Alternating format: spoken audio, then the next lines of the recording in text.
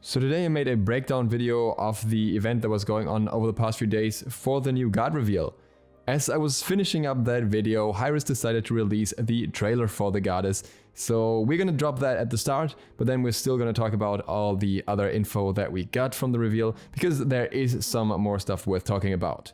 Consider this trailer a last second edition, though it doesn't add that much information that we didn't get from the other things. I'm gonna put it here at the start and then we go into the rest. The darkness threatened to overcome our light. But a glimmer of hope escaped the shadows of the underworld.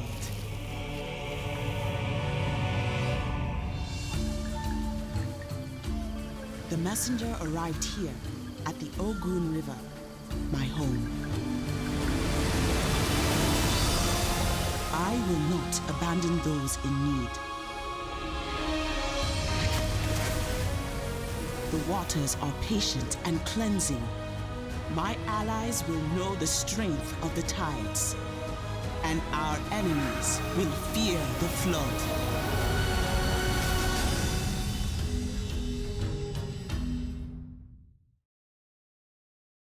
Today we're talking about SMITE's new...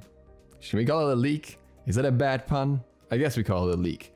So SMITE has released an announcement for something happening a few days ago, and at that point it said 5 days, and it was an image of a wave in the background. Since then it has counted down in the launcher day by day until yesterday. And yesterday we had a live stream starting on basically all of their platforms, even Twitter included, where they would show, well, initially not much at all actually, just a glass. This was shown to loop music in the background, Baba Yetu I think, for quite a long time, until eventually Titan Isaiah filled up the glass with water, then Titan Cupcake drank some of the water and awarded a bottle flip, so there was some random things happening, and then over time more and more objects got added to this glass of water. And if you've put one and one together or you've checked the calendar, then you know that we're kind of due for a new god or new goddess, and I am very certain that these are teasers for this very goddess in this case. It should be mentioned briefly that if you're trying to solve this riddle yourself and you haven't yet, then you should probably not watch this video, because I would obviously kind of spoil that fun for you, but then again the riddle is not too much of a riddle to begin with in my opinion. So what has happened further along the stream until now? A second glass of water has been added, a little Ymir figurine has been added, some shells and rocks have been added. There was a chameleon with a name tag that was added, we'll get to that in a sec. A first aid kit, and then last but not least also a globe that is pointing at Africa. Funnily enough, as I was recording for this video, something else happened on screen. Clumsy read us a little bit of a story that is actually tying directly into SMITE, so I'll add that at the end of the video. We'll talk about the other findings first, and then that is the addition basically. Now, of course, if you have looked at the past data mining, then you already know that we were expecting an African goddess next, being Yemoja, Yemoja, Yemoja, you know, go with whatever regional dialect you like. But the interesting thing here is that the hints that we're getting in the stream actually point towards another goddess, and we can explain that. But let's look at the hints that we have so far first. The first one that we got here is Ymir. Now, Ymir could stand for one of two things, really. Either it's about her being a guardian, which would make sense because we didn't have a guardian release in a long time. We had 2 majors in a row, and we would kind of assume that her kid should be magical, all things considered, and how it works.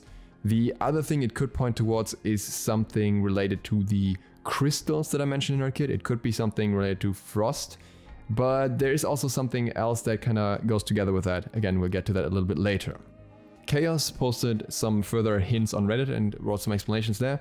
For example, that shells are a common symbol of hers, so it makes sense they would be included. The water glasses seem relatively obvious because she's a water goddess, but there has to be a reason for those 2 glasses. We'll get to that in a bit as well, because it goes hand in hand with some other theories. The first aid kit is probably because she has some sort of healing or supporting capabilities. Don't really see any other reason for it being there, and it seems rather obvious like that. And when it comes to the globe, we of course have it pointing at Africa, but it might also have a meaning beyond that. If it does, then the meaning is not clear to me just yet. Now, the really interesting part here is the chameleon, because the chameleon comes with a name tag that says, "Hi, my name is Agama." And this particular chameleon is important for a specific story. And the story is the story of Olokun. Now, Olokun was a water goddess within the same pantheon here, but she was more responsible for the deep sea, and she challenged Oloran, basically saying that she is better than him. And Oloran sent the chameleon, Agema, to her because she kind of had to prove to that chameleon as a messenger that she is actually better than him. And what she did is, depending on which story you go by, she weaved something, or she created something, or she showed the chameleon a sunset full of color, and the chameleon then just imitated those colors on its skin. And that convinced Olokun that she was actually not the best goddess, and she then followed Oloran. But if the chameleon is for this story, then what does that have to do with Yemoja? A Reddit user called Golly Who Knows actually had an explanation for that. So, Yemoja is the goddess of water and the sea, but specifically the high sea, the upper levels where fish and plants are abound. She's more of a restorative character and nurturing and powerful. Olokun, on the other hand, is more about the deep sea, the abyss. She is associated with the dead and subconscious and a keeper of mysteries. She lives in an area of the sea where deep sea vents spout poisonous gas and dead marine life falls as abyssal snow. This might, by the way, give us a reference back to the Ymir again, and maybe this is how this whole ice connection or crystal connection is made. So Olokun is more responsible for the graveyard of the world, and Yemoja is the catalyst for all life. However, in America at least, Yemoja and Olokun are viewed as the same being. They are just two sides of this goddess. On one hand, she is the Black Mermaid, who is one part mother of the world, but on the other hand, she's the keeper of the abyss. She changes with the moon and equals part gentle and part terrible. She's the keeper of the ocean, of all fish and plants within it. She's a guardian of mankind and our secrets and our dead.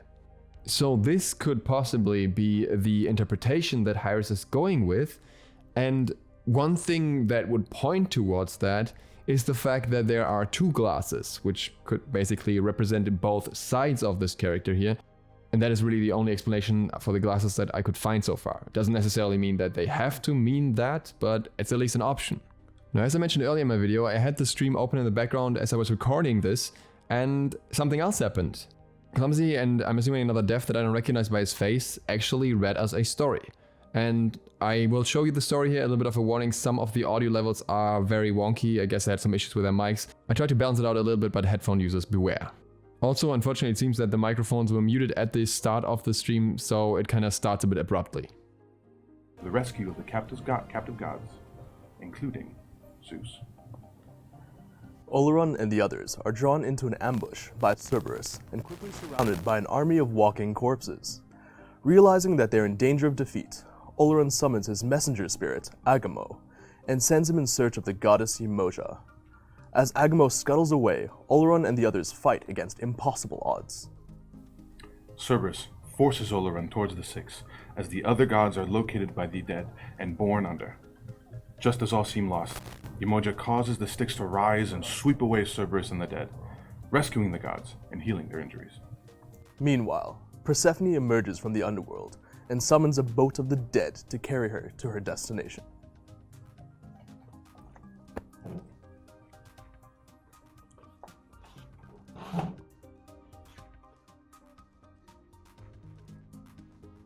Now let's piece this together a little bit. We have to know a little bit about the in-game lore to fully understand the context here.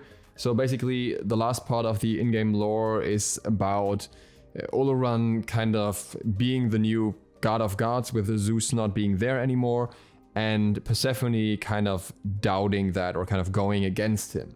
And apparently, as the story continues, Persephone now somehow baited Oloran into the underworld, and with the help of Cerberus lured him into a trap, and this trap is an army of the dead attacking them.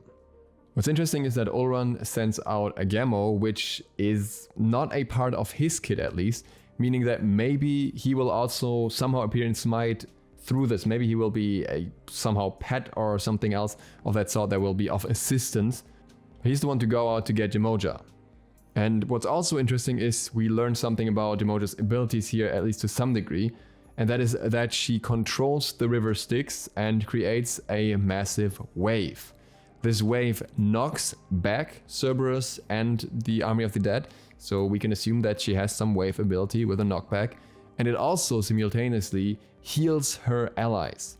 Now, this could be a bit metaphorical and just describe different parts of her kit, or it could actually be that all of these things are happening in one ability. Maybe in her ultimate, she knocks enemies away and heals allies in one sweep. Lore-wise, we also know that Persephone escapes, but that's not that relevant here.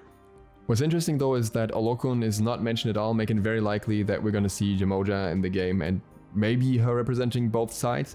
That's not quite clear yet. We know that she can control the water in the underworld, which would indicate that she maybe has this dark side as well, but her ability itself is just focused on the positive side at least, so we'll see if she really embodies both in the end. If we compare this information to the data mining that we already have, we can also get some more details at least. On one hand, we have her fourth ability, which is Floodwaters, which makes her basically create a river that can be controlled to some degree and can spread to some degree. And this ability will also come with some sort of knockback or pushback mechanic, so that could very much fit the description here. On the other hand, her third ability is also somewhat close to this. It's a deployable, which has a buff and a debuff, so maybe this is some healing effect, and also knocks enemies back at the same time. Now, this could really both be test versions of the same ability, we don't know that for sure, so there's no saying which ability this goes onto, because we also have information that the second ability can heal and apply a buff somehow, but it definitely seems to point towards her playing a lot with water and her also healing in that same motion basically. While I'm not the biggest fan of this concept to create hype, I hope that we get some more information in the near future, maybe a closer look or something like that, and then we have more to go by. I will definitely keep you updated, and if you're new to the channel and you want to see those update videos, then you know what to do. I hope this was interesting and insightful, and I hope to see you all for the next one tomorrow. DukeSloth, out.